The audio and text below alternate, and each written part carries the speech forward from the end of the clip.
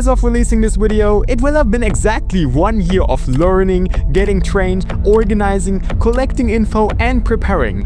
Friends were made and abandoned, experiences were crafted, my sanity was destroyed, and I've grown extremely as a person because of me being pushed out of my comfort zone for months over months. And now, I'm sure you're asking yourself, what on earth did even happen? In the last 3 years of this channel, I've been doing videos about me attending holiday camps with great passion. New experiences were unlocked, new people were dealt with. And throughout all of this time, I've been asking myself, what if I myself could be one of these cool grown-ups? What would it be like to have the other perspective on the whole thing? I would be the one in charge. Tell everyone what to do. Choose activities. Rant about the children. And instead of spending money on the camp, I'd actually get some myself. And I ain't gonna lie to you, dog, that sounds pretty fire. So in winter of this year, me and my parents signed me up for a team leader for a holiday camp during the summer. All I needed was 2 weekends of training to make sure I'm properly educated for that position. Until I realized it was all a scam. Just for context beforehand, I have absolutely no problem with religion. Everybody should believe in what they want, but me personally, I just don't really believe in anything. Maybe I believe in myself. However, none of us at home realized that what I just signed up for was something completely different than the holidays I went to as a younger teenager. Because instead of signing up for the actual place that hosts the holiday camps, we accidentally signed up for something strongly religious without knowing. And I wasn't religious at all. First time, huh? Yeah, first time, guys. Unsurprisingly, this place was a lot weirder to me. Here, you get educated to go to camps you don't get paid to help at, but you have to pay to work at yourself. So you pay just for the sake of working. In this religious place, however, I really felt like the odd ones out. Sometimes we were just praying for multiple hours a day, and I've never prayed in my entire life. In the name of the Father, the Son and the Holy Ghost. Great, now it's your turn. Here, you also just couldn't directly choose the holiday camps you wanted to take care of in summer, but it was just a general teaching for some kind of weekly meetup with children where you can teach them religious morals without getting paid, inside, with no experience gained. This is not what I actually wanted.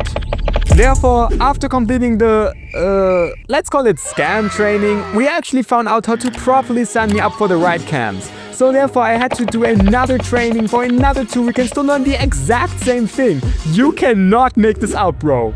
But now I would actually get paid instead of paying myself. And this time, everything actually felt so much more fitting, and I felt like I was learning something really reasonable. I met many people who wanted to do the exact same thing.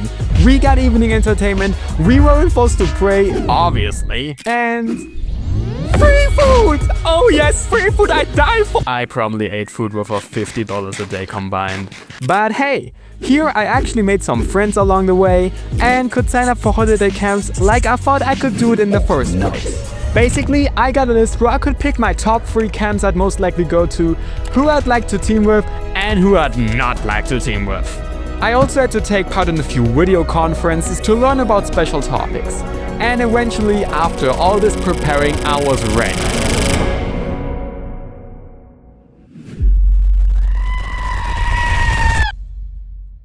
I'm about to go off like a weapon. Fuel to the top, gotta fill up engines. In my thoughts, obsession. I will not stop, no, I'm never second guessing. I'm out! Don't worry, guys, they will eventually calm down. Yeah, this never happened. Therefore, let me introduce you to my master plan, which actually ended up benefiting the entire team. By being a 16-year-old goober, I was the youngest in the team. And including the fact that I take care of my younger audience daily, I still understand kids, how they feel, what their interests are, the current memes, but also what they're going through at their age.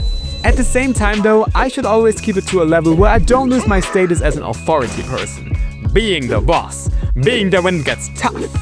Because of my cool personality, the kids would value me the highest in the team and actually listen once I get mad. So they realize that I can also be harsh and will do anything to keep my old personality. Your constructive criticism might be, I don't think this is the perfect way to deal with. Hey, I understand. The others were grown up like that. For me, this personality just worked, okay? I'll grow up one day. Still, the first days were like, Didn't say anything negative, cause I just wanna hear it out your mouth, yeah. okay kids, welcome to our holiday camp. We clearly need some rules. Yes, for example, no violence. And, of course, we are always right. Robert, don't you think this is a little communistic? Teenager, you are on our side, just not. How about we listen when someone is talking, and we stay seated while eating lunch? And we respect each other and are in our rooms by 9:30. Great! Any questions? Then please sign to accept the rules. Give me fuel, it's cool. In general, we had a lot of activities planned for the camp, which I'm not gonna fully address in detail here, as I rather want to share a real experience from my side. All I'ma say is we had to change a lot of these activities just looking at how unbelievably hyperactive the kids are. And when I say hyperactive, I really mean it. Give me fuel, it's a tool that I use to get my head and run with them down.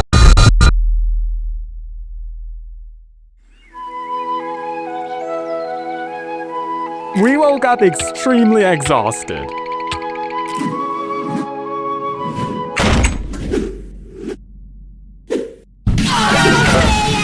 Raise your hand if you slept tonight.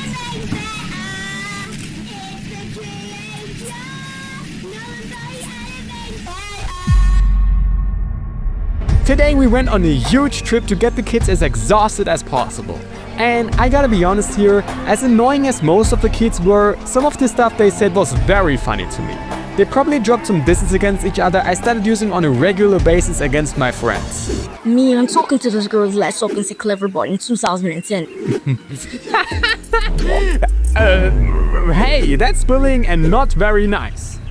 In general, the kids started praising me a lot because of me acting like this lenient teamer while I was actually just as strict as the others. But I took my time to learn their jokes, understand their interests, and based the camp mainly around that. They rather saw me as this one very mature friend you can really trust.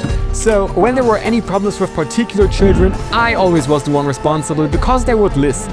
And if the kids had any problems, they would also trust me. And it turns out I realized soon that many of the kids actually secretly hated each other.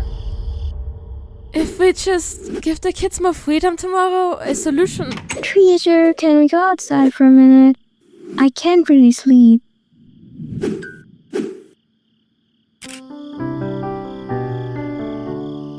Too loud in there again? Yeah, they just don't stop making noise. And every time I tell them to, they just laugh and throw chips at me. Sometimes it's kind of funny though. Well, you join in there too sometimes, don't you? Yeah, but mostly I don't even want that. But if I don't, they call me boring. And if I do join in, they talk to me like I exist. But I don't even like that. I don't even want chips at night anymore. It sucks when you just wanna chill and sleep and the others just won't let you. We'll talk to the other ones tomorrow and do our best to make sure it will be okay.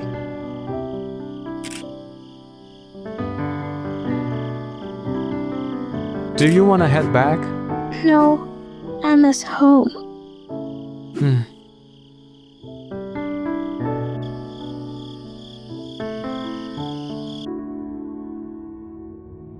In the next days, we realized we can't really just reprogram the kids' brains.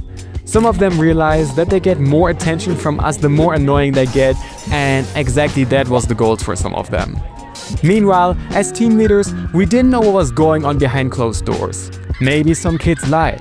Maybe the girls calling out the boys for not letting them sleep wasn't always even true. Every day resulted in us teamers going together and having a 2-hour talk. We organized, reflected, and tried to fix problems. Sometimes these talks had to be delayed into the late night. A girl once fainted while we were going on an evening trip and she had to be carried home for hours in the dark. Besides going hiking and visiting a few different activity places, we also spend a lot of time on the castle itself. For example, we played table tennis, watched the kids craft different cardboard castles, and wrote different stories with them. In conclusion though, these 8 days were loud, messy, and exhausting. Theoretically, we as teamers worked like 18 hours a day just to get it all to work out. We constantly had to organize and plan, even when we gave the kids free time. This results in me being the only teamer of the crew who could see himself taking care of a similar age group ever again. In the duration of the camp, 2 children went home early. Too noisy. Too much. Everybody else was now going home too. A taste of confusion was in the air. Of regret. Of emptiness. After these 8 days, I will despair forever. But after leaving the kids behind, I asked myself, was it really this bad? In these 8 days of a pure mess, I realized I probably grew more than ever before in my life. I was pushed out of my comfort zone, constantly tested to keep my sanity, constantly forced to be better. I noticed that by us teamers being able to trust each other and experiencing the same inner pain, it deeply connected us. We became great friends. About to meet the kids again a few months later, I made a funny meme compilation fitting their humor. They liked it so much, they even invited me to their private WhatsApp group. Soon, every teamer from every holiday camp met again to exchange their experiences. And we realized it truly wasn't that bad. The kids loved me. They made me their idol. To them, I was this one teamer, this one teen who got it, who understood them on a deeper level, their chaos, their dream, and their world. Someone who is making these weird animated videos and can make 8 days of insanity somehow feel okay. I truly was granted a life-changing experience, one I will never ever forget. Would I do this again? Absolutely yes!